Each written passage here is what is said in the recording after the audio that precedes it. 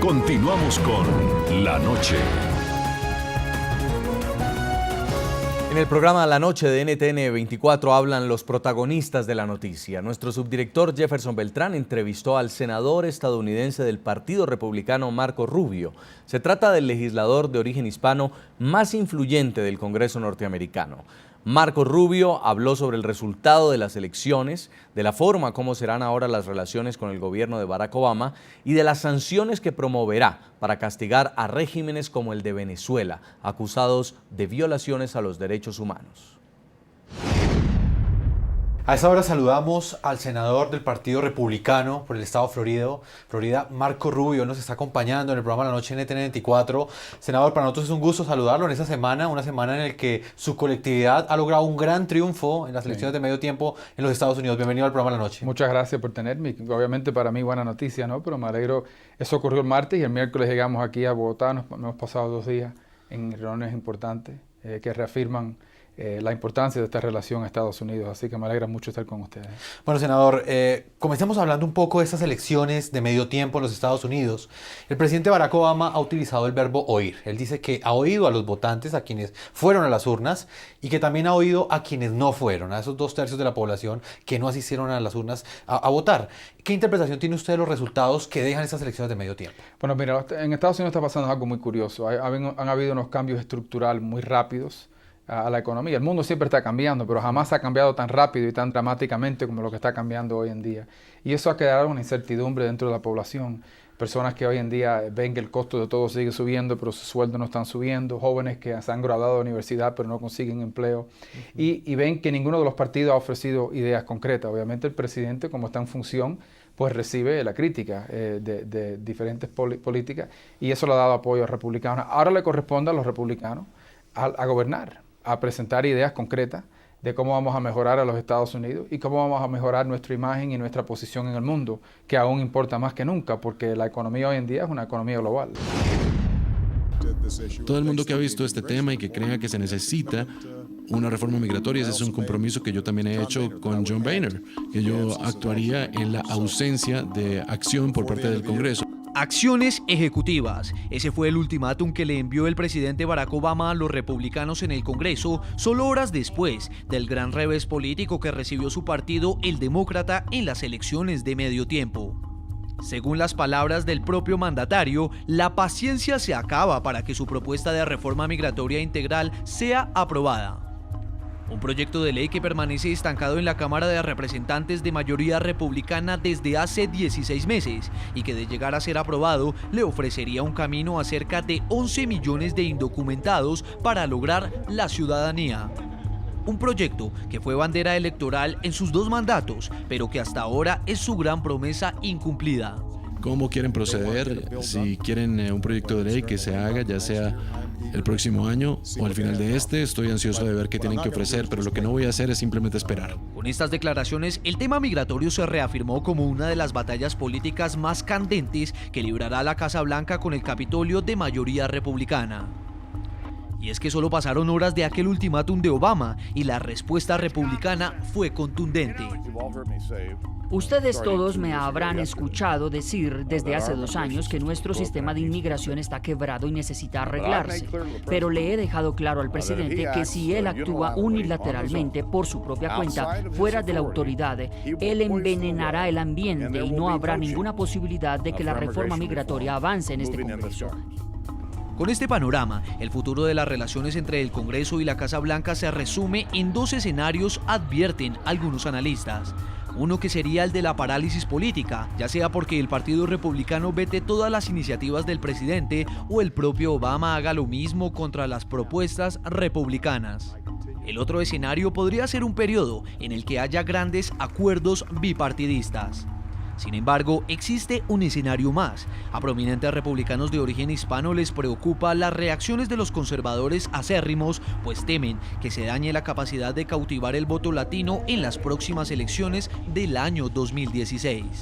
En declaraciones al diario El Nuevo Herald de Miami, Alfonso Aguilar, exdirector de la Oficina de Ciudadanía durante el gobierno de George W. Bush, aseguró que Los legisladores republicanos deben ofrecer una alternativa plausible al plan del presidente, haciendo eco de las exhortaciones de algunos candidatos potenciales de su partido en 2016 de acercarse a los votantes hispanos de alguna manera.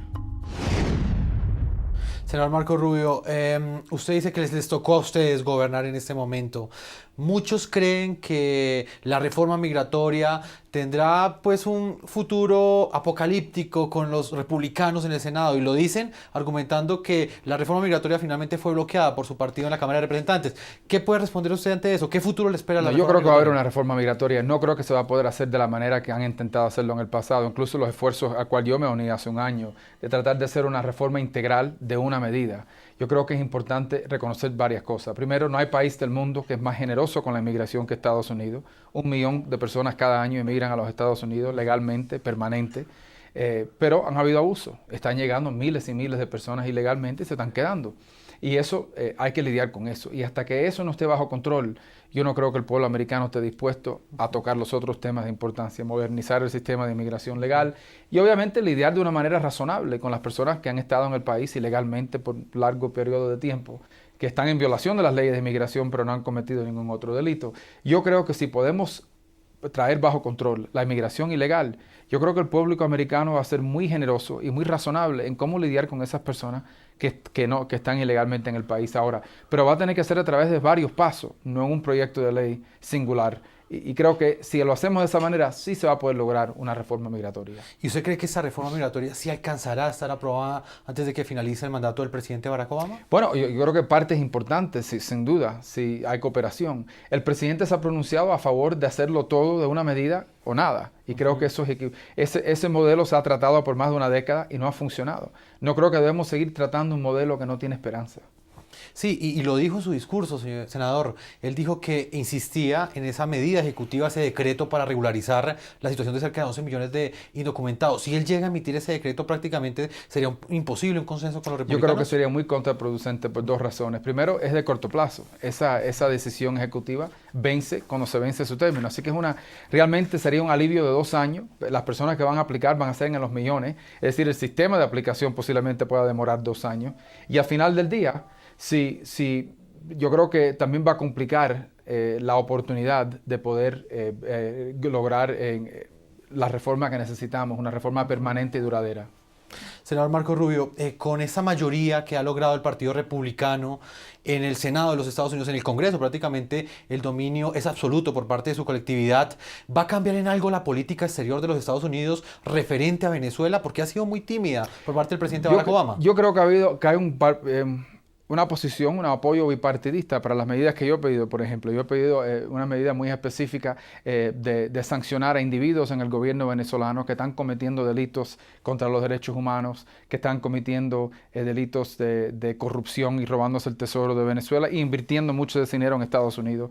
Estábamos a punto de aprobar eso. Desafortunadamente, una senadora de Luisiana, porque le llegó unos cabilderos de PDVSA, bloqueó esa medida. Yo creo que vamos a poder lograr eso ahora. Y es importante, porque yo creo que lo que está ocurriendo en Venezuela es inaceptable y no debemos permitir que estos ladrones en el gobierno venezolano cojan esos dineros que le pertenece al pueblo venezolano y estén haciéndose aún más ricos todavía, invirtiendo ese dinero en Estados Unidos.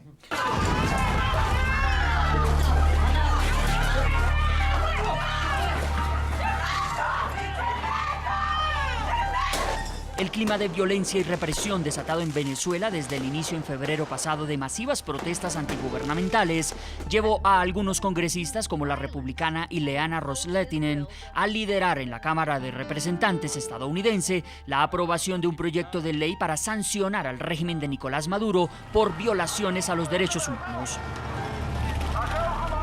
La propuesta HR 4587 fue aprobada por unanimidad en la Cámara Baja el 28 de mayo.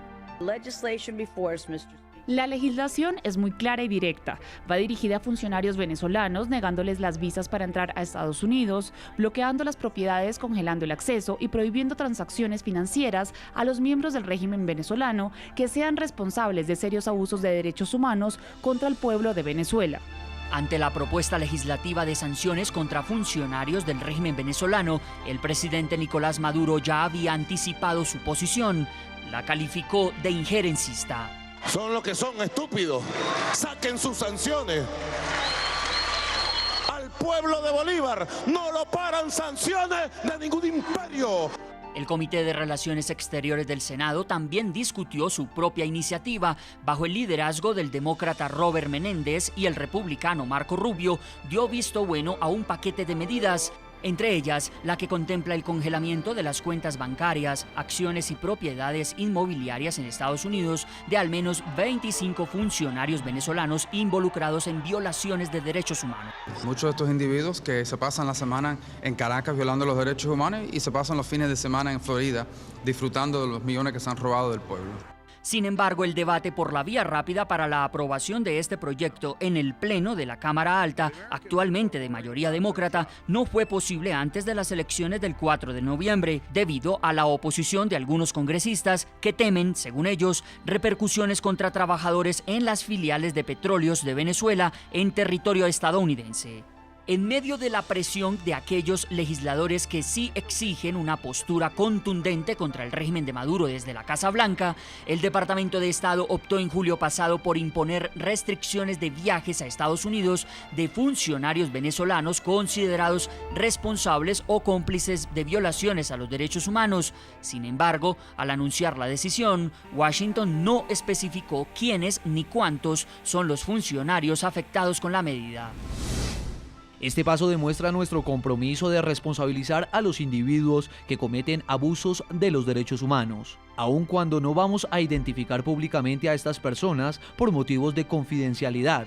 Nuestro mensaje es claro: quienes cometen abusos no serán bienvenidos en Estados Unidos. Algunos expertos creen que las acciones de la Casa Blanca contra el régimen de Maduro deben ir más allá de meras restricciones a viajes y, por lo tanto, hacer primar por encima de los intereses comerciales el respeto a las libertades democráticas. Senador, ¿cuál es su opinión frente a la política del presidente Barack Obama frente a Venezuela? Muchos la califican de tibia, de pasiva. Yo creo, mira, primero tomó medidas en contra de viajes, de negarle visas a altos funcionarios que se merecen que le nieguen las visas, y yo apoyo eso y se lo aplaudo, como lo he hecho públicamente. Creo que hay más que hacer. Yo creo que dentro del Departamento de Estado había algunas personas que pensaban que debían permitir que el proceso de diálogo fuera adelante, a ver en qué iba a resultar. Obviamente no resultó en absolutamente nada. Yo creo que Venezuela ya está a un punto de caos. Caracas es una de las ciudades más peligrosas del mundo. Hoy mismo hay la noticia que el petróleo venezolano ha caído a menos de $74 al barril. Son cifras catastróficas para ese país. Por dos razones. Primero, porque los gobernantes son incompetentes. Y segundo, porque el modelo de gobierno que siguen no funciona. Y tercero, se están robando dinero para su propia ganancia. Así que desafortunadamente yo creo que ha llegado el momento de tomar una posición más decisiva hacia lo que está ocurriendo en Venezuela, y espero que el presidente siga nuestros pasos en ese tema. Senador, ¿usted está de acuerdo, pasando ya a un último tema, con que el presidente Barack Obama asista a la Cumbre de las Américas que se llevará a cabo en Panamá y en la cual estará presente muy seguramente también el presidente de Cuba, Raúl Castro? Mire, yo creo que la cumbre siempre ha sido una cumbre de democracia. Siempre ha sido una cumbre de países democráticos. Cuba no es una democracia y no lo ha sido por décadas. Yo creo que le quita prestigio a esa cumbre cuando se invita a un dictador y a personas que como manera de gobierno violan los derechos humanos, encarcelan a los enemigos políticos, no crean ningún espacio para disidencia o diferentes opiniones. Y yo les recomendaría al presidente que no fuera a esa cumbre si incluye una dictadura como la de Raúl Castro. Usted representa el electorado de Florida, senador. Estas elecciones también lanzan un mensaje. El representante de la Cámara, Joe García, finalmente no quedó electo. Él defendía un mayor acercamiento entre los Estados Unidos, una flexibilización de esas relaciones entre Estados Unidos y Cuba. En este momento se radicalizó el exilio cubano en Florida.